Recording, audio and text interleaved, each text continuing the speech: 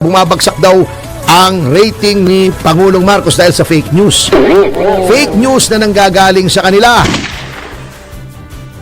Tulad niyang sinasabi, yung daw sinabi ni Kaufman na hihigpitan yung sa pag-ID ng mga so-called victims ay nireject ng court. Wala naman palang ganon.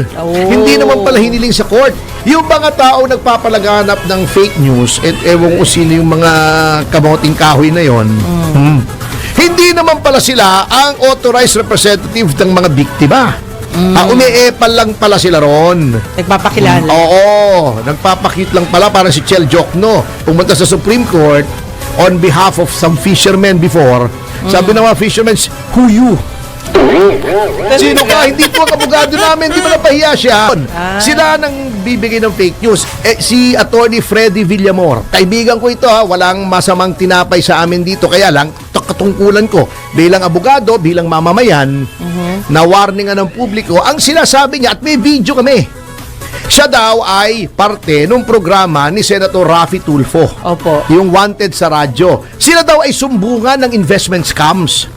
Kaya hindi daw siya pwedeng mag-investment scam dahil siya daw ay kasama sa programa ni Senator Raffy Tulfo. Ayun. Siyempre, alam mo naman, napaka-popular nitong si Senator Raffy Tulfo nung pagka nine-name drop niya si Raffy Tulfo na engganyo yung mga tao. Ayun. Pero ako, alam nyo, 25 taong ko nang kaibigan si Raffy Tulfo. Si Senator. Opo. Hindi gagawa ng ganyan yan. Kilala ko yan, parang kapatid ko na yan. Opo. Hindi po gagawa si Senator Raffy Tulfo. Kaya lang, nagamit ng husto, gastado yung pangalan niya. Kasi may video pa ulit-ulit, pineplay yung video. Yan ang nangyari. So, eto, nagkaroon ng problema. Itong SEC, in-entrap yung mga nangongolekta, pero ito yung mga mabababa ang ranggo, kumbaga sa kwan yung mga army, ito yung mga private, yung mga sarhento, hindi ito yung mga general. Inaresto, and then kinansela yung registration ng Procap International. Okay, so wala na silang lisensya. Alam mo ginawa, practically the same people, practically the same name, pati yung address, corporate address sa BGC, pareho rin. Nirehistro ulit, iniba lang ng konti yung pangalan. From Procap International, ginawang Procap Quantum 7 International. Pinayagan naman ng SEC. Is pinahina ng regulatory powers ng SEC. Ngayon, ito yung mga biktima. Humihingi ng tulong. Ini-interest ko naman kay President Jigs. Kanya lang, syempre si President Jigs ay abala rin dun sa ating National Convention sa 27. Opo. Pero bilang in my own capacity, hindi pa sa Citizens Crime Watch, ay tinutulungan ko na yung mga biktima. Kasi tungkulin naman natin. I'm sure naman na yan ay maaprubahan ni Presidente Jigs na tulungan itong grupong ito. Kasi yan naman talaga ang papel sa Pilipinas at sa mundo ng Citizens Crime Watch. Yung mga naloloko, naaapi ay tinutulungan natin. So yun po ang storya niyang Procap. So, at ang yan po, ito pa, ang gaano katindi ang nangyari. Ang naging abogado niyang Procap ay very credible, kilala natin, si Secretary Vitaliano Aguirre, Secretary of Justice. Ang ginawa niya para maayos ang problema, sabi niya, na-cancel na yung inyong rehistro. Mag-register ulit kayo, kumuha kayo ng secondary license. Okay, ipaliwanag po natin yan, ano ba yung secondary license? Kapag ang isang kumpanya ay nagrehistro sa Securities and Exchange Commission, legit yan, kumpanya yan. Pero, hindi porket siya ay nagrehistro, lahat na pwedeng gawin ng kumpanyang yon. Pag nagrehistro ka, ibig sabihin lamang ikaw ay magkakaroon ng separate juridical personality apart from the incorporators. Parang parang artificial person. Parang isa kang tao, pwede kang magkaroon ng checking account, pwede kang magkaroon ng bank account, pwede kang bumili ng mga sasakyan, pwede kang umupa in the name of the corporation, not in the name of the directors. Parang tao ka. Pero artificial, siyempre, hindi naman tao yun eh. Ngunit kung merong mga fields of enterprise o mga activities na may separate regulation ay hindi porket registered ka ay pwede ka nang gawin yon. Let's say, ito, example, itong ProCap. Opo. Pagka ikaw ay kumukuha ng investment, ikaw ay nagsesell ng securities kasi apat na klase ang securities sa under the revised securities code.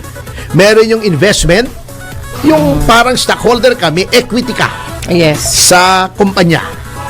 Part owner ka. Opo. Number 2, yung debt investment o debt security. May utang ka secured by yung mga properties ng corporation. Then may derivatives. Huwag na natin pinawanag yung derivatives. Medyo komplikado Then meron hybrid, yung parang kombinasyon. Opo. Okay. Yan ang mga apat na main kinds of securities. Dapat kung ikaw ay magbebenta niyan at ikaw ay kumpanya, hindi supisyente na ikaw ay rehistrado sa Securities and Exchange Commission. Dapat may secondary license ka. Yung registration sa Securities and Exchange Commission ay for juridical existence lamang. Opo. Ikaw ay nag-exist. Meron kang certificate of registration, rehistrado ka. Ngunit, yung ibang activity, halimbawa, nag-rehistro tayo, halimbawa, Ferdi and Juvie Incorporated. Opo. Hindi tayo pwedeng magbukas ng bangko kasi may General Banking Act. Bago ka magbukas ng bangko, kailangan mo ng lisensya mula sa Bangko Sentral para magtayo ng bangko. At may requirements yan, may capital requirements. Ano ba yan? Savings bank, savings and loan, universal yun pala. bank ba yan, di ba? Opo. Rural bank. Dapat may mga requirements yan. Ayun. Ganon din po kung ikaw ay magsisell ng securities. Dapat may license ka to sell securities from the SEC. Bakit SEC? Kasi maganda na nga yung setup sana ng SEC natin It is one of the few na regulatory agencies in the world na kumpanya. Na not only is it yung parang talaan ng mga korporasyon, Opo. siya rin ang re-regulate ng sale ng securities, yung stocks, di ba? Stock exchange, di ba? Opo. Securities and Exchange Commission. Sa mga ibang mga bansa, hiwala yung talaan, hiwala yung regulatory agency ng mga securities at saka ng yung mga ibang mga activities. Ito, pinagsama na nga para nababantayan nila. Hindi pa rin nabantayan. Can you imagine, nakalusot?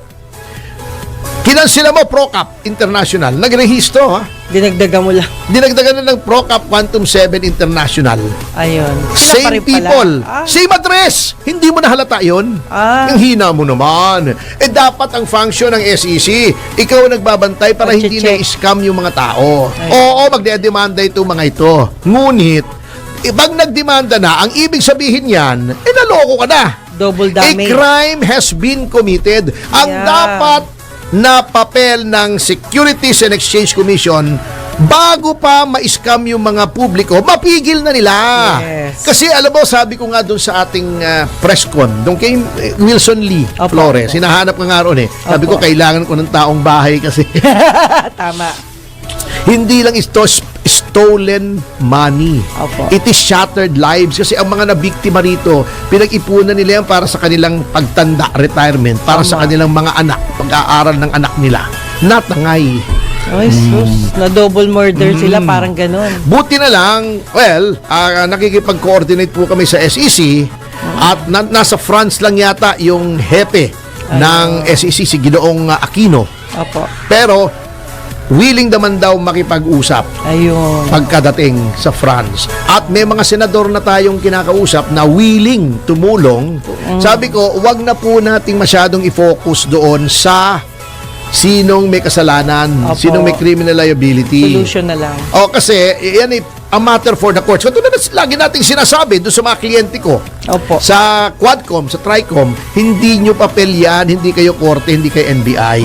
Ngunit, sabi ko, sa apila ko sa mga senador natin, magpatawag kayo ng hearing para malaman kung anong dapat gawin Ayun. doon sa Corporation Code, sa Revised Securities Act, Opo. sa Anti-Money Laundering. Kasi ang SEC member din ng Anti-Money Laundering Council yan eh. Anti-dummy law. Kung ano-ano anti-fraud. Opo. Kung anong dapat palakasin ang regulatory powers ng SEC.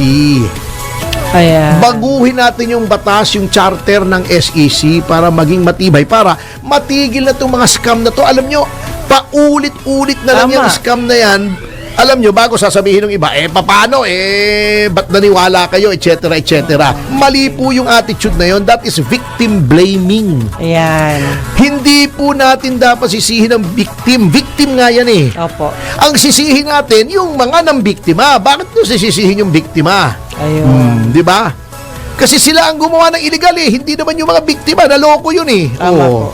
May attitude kasi mga Pilipino, bakit nagpaloko kayo? Manloloko. Ang krimen dito ay yung manloloko, hindi yung nagpaloko. Ayun. Sabihin na natin, nasilaw.